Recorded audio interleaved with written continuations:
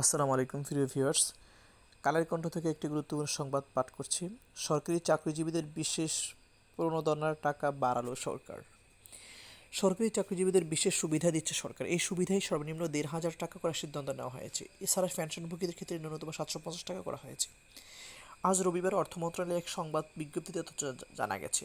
বিজ্ঞপ্তিতে বলা হয়, প্রধান উপদেষ্টার কার্যালয়ে আজ উপদেষ্টা পরিষদের বৈঠক অনুষ্ঠিত হয়। বৈঠকে ২০২৪-২৫ অর্থবছরের সংশোধিত বাজেট ও সংশ্লিষ্ট নির্দিষ্টকরণ সম্পর্ক অধ্যাদেশ ২০২৫ এবং ২০২৫ অর্থবছর ২৫-২৬ অর্থবছরের বাজেট ও সংশ্লিষ্ট নির্দিষ্টকরণ সম্পর্ক অধ্যাদেশ ২০২৫ অনুমোদিত হয়।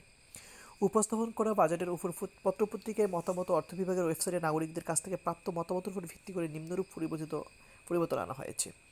এতে আরও বলা হয়েছে, সরকারি কর্মকর্তা কর্মচারীদের বিশেষ সুবিধা চাকরিরতদের জন্য ন্যূনতম ১৫০০ টাকা এবং পেনশনভোগীদের জন্য ক্ষেত্রে ন্যূনতম ৭৫০ টাকা করা হয়েছে। নিট পেনশন ১৭,৩৮৮ টাকার ঊর্ধ্বে প্রাপ্তির ক্ষেত্রে ১০% এবং নিম্নের ক্ষেত্রে ১৫% হারের বিশেষ সুবিধা প্রদানের প্রস্তাব করা হয়েছে। সরকারি চাকরিজীবীদের পাশাপাশি সশস্ত্র বাহিনী, বিচারপতি এবং এমপিভুক্তদের ক্ষেত্রে আলাদা আদেশ করার প্রস্তাব অনুমোদন করা হয়েছে। গত ৩ জুন অর্থ মন্ত্রণালয়ের অর্থ বিভাগ থেকে বিশেষ সুবিধা ঘোষণা করে প্রজ্ঞাপন জারি করে। এতে জানানো হয়েছিল, কর্মরত ব্যক্তিদের ক্ষেত্রে এই বিশেষ সুবিধার ন্যূনতম পরিমাণ হবে ১,০০০ টাকা এবং পেনশনভোগীদের জন্য তা হবে ৫০০ টাকা হারে।